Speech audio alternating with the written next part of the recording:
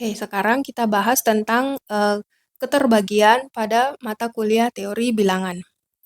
Relasi keterbagian. Nah, semesta pembicaraan dalam teori bilangan adalah himpunan semua bilangan bulat. Jadi kita mendiskusikan tentang bilangan bulat ya untuk teori bilangan. Bilangan bulat itu mulai dari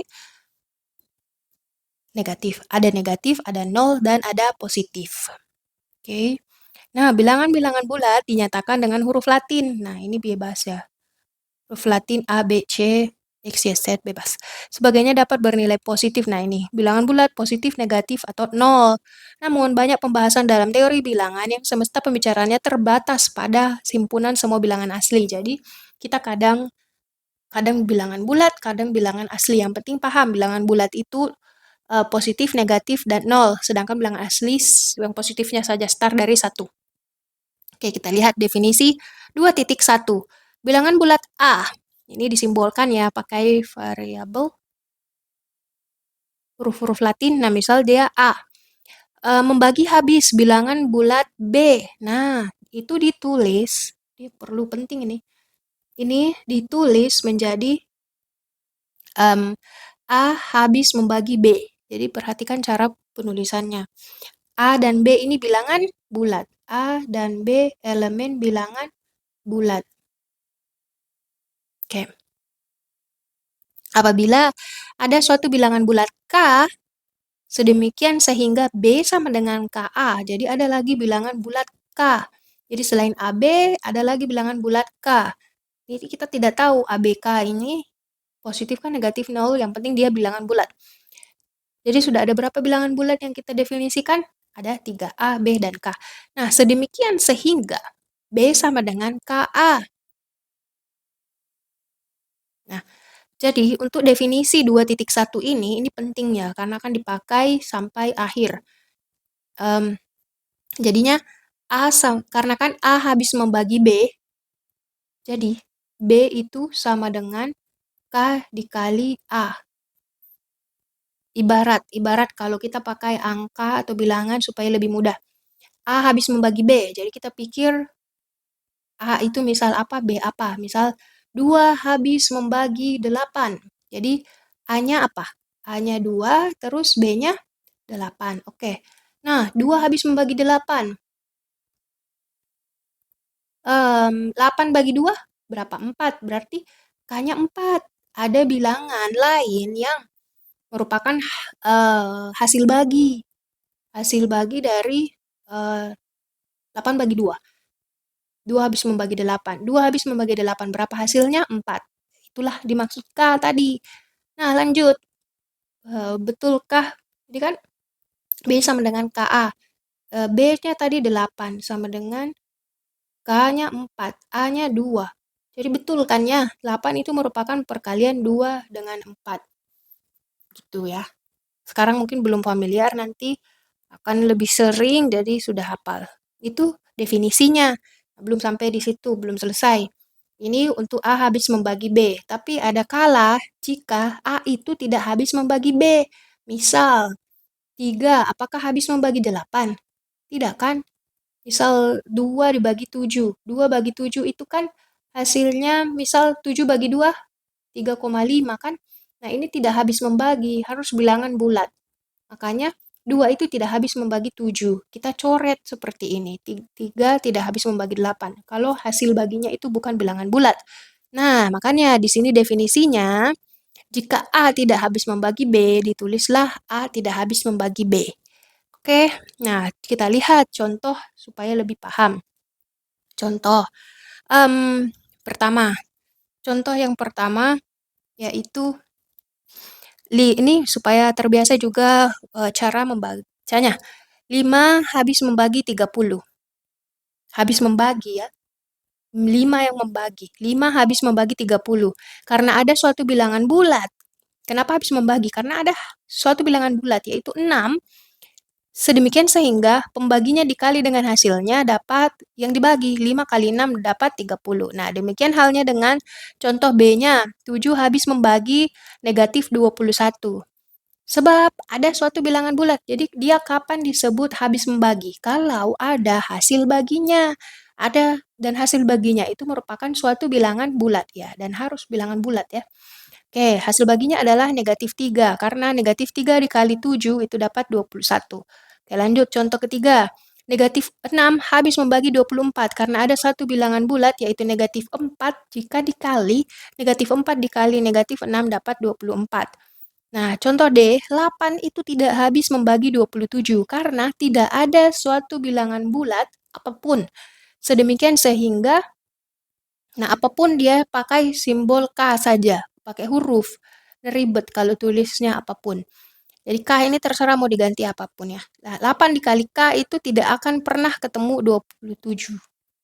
Karena tidak akan ada ya, karena di sini tidak ada. Makanya di sini simbolnya garis lurus terus miring. Suatu bilangan bulat K pada definisi 2.1 tersebut adalah tunggal. Nah, ini ya.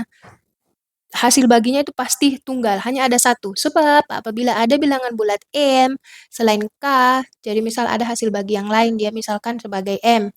Jadi pasti itu hasilnya begini, B sama dengan MA, hasil kali, dan hasil kali, terus ini kan sama-sama B, terus MA sama dengan, berarti MA sama dengan KA, MA sama dengan KA, A-nya dicoret, A-nya sama-sama, jadi sisa M sama dengan K, jadi memang harus sama. Jadi cara pembuktian, ya misalkan ada satu tapi ternyata ketemu juga dengan sama.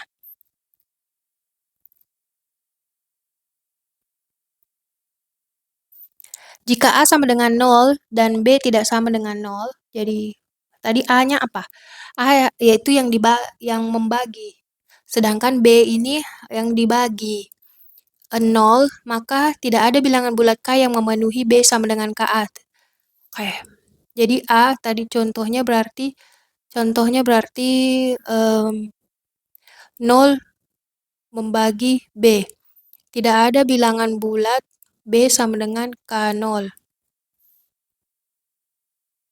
Tidak ada bilangan bulat K yang memenuhi B sama dengan K0. Karena pembaginya 0 ya, tidak boleh. Jika A 0, B 0, maka terdapat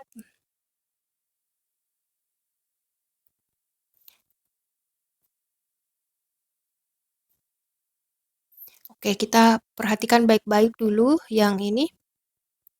Yang pernyataan yang di sini, tidak ada bilangan bulat K yang memenuhi B sama dengan KA. Nah, maksudnya, kan misal saya tadi sudah tuliskan 0 membagi B ya. 0 membagi B. Karena kan yang di sebelah kiri adalah A, yang sebelah kanan adalah B.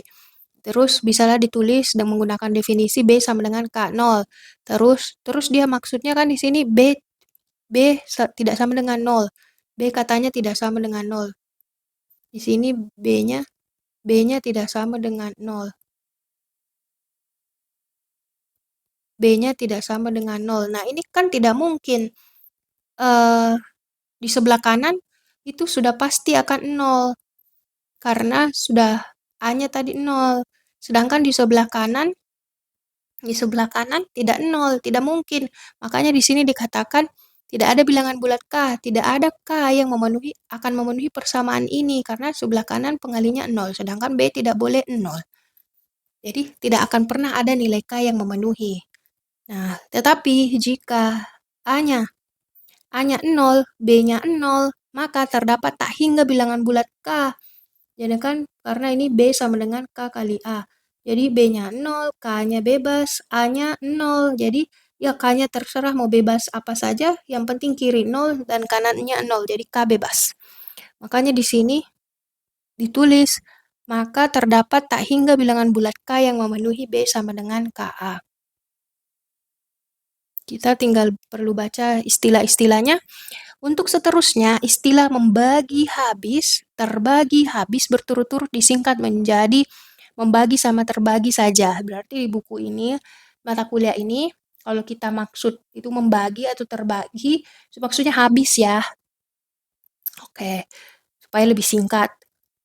Habis. Tidak menghasilkan koma-koma yang tadi, karena harus bilangan bulat. Nah, selanjutnya, kalimat-kalimat A membagi B dan B terbagi oleh A. Keduanya disimbolkan oleh A habis membagi B. A garis lurus B. A garis lurus B. Nah, ini berarti harus sudah bisa. sekarang. A, ini bisa di dua cara membaca. A habis membagi. A membagi B atau B terbagi oleh A. Nah, silahkan dihafalkan, diinternalisasi. Tapi kalau mau pakai A habis membagi B, kalau saya biasanya pakai A habis membagi B atau B habis dibagi oleh A. Atau habis terbagi oleh A. Yang penting paham sih. A pembaginya, B adalah yang dibagi. Istilah-istilah lain yang mempunyai arti sama dengan simbol A, garis B adalah oke. Ini istilah-istilah lainnya selain pakai kata membagi, terbagi, itu ada istilah faktor. Oke, iya, jadi kan A adalah faktor dari B. Nah, sama halnya kayak tadi kan, 2 2 habis membagi 8. Ini kan 2 adalah faktor dari 8. Oke, misal 4, 8 juga. 4 habis membagi 8. 4 ini kan faktor dari 8. Oke. Istilah lain faktor, A ialah pembagi dari B. A ialah pembagi dari B. Ya, paham ya. Yang penting 2 dan 4 ini adalah pembaginya. B ialah kelipatan dari A. Nah, ini ada istilah lain lagi. B ialah kelipatan dari A. Dan betul kan? B yang sebelah kanan. 8 ini merupakan kelipatan dari A. 8 merupakan kelipatan 2 kali 4. 8 di sini kelipatan 4 dikali 2. Ya, kelipatan-kelipatannya. Jadi, 8 ini lipat-lipat dari 4, lipat-lipat dari 2. Oke. Apabila A, B, dan K adalah bilangan-bilangan bulat dengan A tidak sama dengan 0, jadi ingat pembaginya maksudnya tidak sama dengan 0 ya kalau begitu ya. Nah, KK disebut hasil bagi. Ya, oke. K itu kita sebut sebagai hasil bagi atau quotient dari B oleh A. Disebut pula bahwa K adalah faktor. Nah, istilah untuk K banyak ini, hasil bagi atau faktor yang menjadi komplement dari A atau singkat dikatakan bahwa A dan K adalah pembagi-pembagi sekawan dari B. Oke, apabila A habis membagi B menurut definisi 2.1, maka ada suatu bilangan bulat K sehingga B sama dengan KA. Nah, ya, berarti ini harus hafal ini. Hubungan A, B, dan K. Jika diketahui pula B habis membagi C, maka ada suatu bilangan bulat M. Nah, ini jangan bingung, karena hanya diganti hurufnya, tapi maknanya sama. Jadi ini A habis membagi B, maka ada hasil baginya yaitu K. K merupakan hubungannya yaitu B sama dengan K dikali A. Sedangkan jika diketahui ada lagi B habis membagi C, berarti ambil yang di kanannya, C itu ada sesuatu katanya, hasil baginya M dikali B adalah pembaginya. Jadi untuk familiar ini pembagi. Di sebelah kiri, di sebelah kanan adalah yang dibagi. Sedangkan variabel baru ini adalah hasil bagi. Hasil bagi. Nah, jika masih belum paham dengan simbol-simbol ini, saran saya terus terbiasa bekerja dengan angka-angka terlebih dahulu supaya lebih paham. Misal 2 dari 8, 3 dari 9. Misal saya kasih contoh yang ini. 3 habis membagi 12. 12 habis membagi 24. Nah, A-nya kan 3. B-nya 12. B-nya 12. C-nya 24. Nah, coba tentukan K-nya berapa. M-nya berapa. K itu berarti hasil baginya. 3 bagi 12, hasil baginya berapa?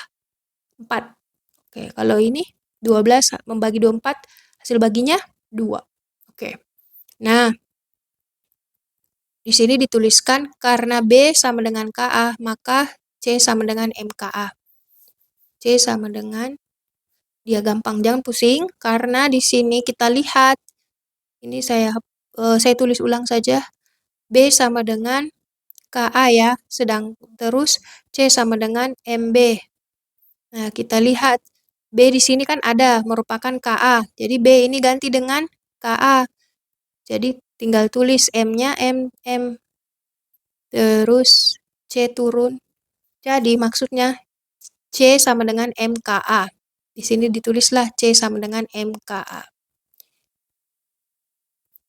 Sehingga menurut definisi diperoleh juga A membagi C. A membagi C. Jadi Bisa kita lihat polanya, kalau A membagi B, terus yang di belakang ini kan B. B juga di sini membagi C, kita bisa lihat polanya. Selama yang di belakang di sini sama dengan yang di depan di sini, itu bisa kita gabungkan menjadi, kita ambil A dan C-nya. A ternyata habis membagi C. Karena ternyata persamaannya dari sini itu A juga memang habis membagi C. Jadi kalau misal mau pakai angka, kalau bingung ya, jadi tadi A-nya kan 3. Sedangkan 12 ini B, ini C. Jadi A membagi C, berarti 3 juga itu habis membagi 24. Ada angka baru berapa? Betulkah 3 habis membagi 24? 8 ya? Betul. 8, karena ada bilangan bulat 8. 8 kali 3, 24. Nah, hal ini berarti relasi keterbagian pada himpunan bilangan bulat mempunyai sifat transitif. Nah, ya itu sifat transitif. Jadi sebenarnya saya sudah menjelaskan teorema 2.1. Jadi sifat transitif. Jadi kalau misal seperti yang di buku sebelah kiri, kita bisa lihat A habis membagi B, B ini berulang membagi bilangan yang lain, makanya bisa digabung, transitif, A habis membagi C. Pembuktiannya itu harus memunculkan beberapa variabel-variabel lainnya.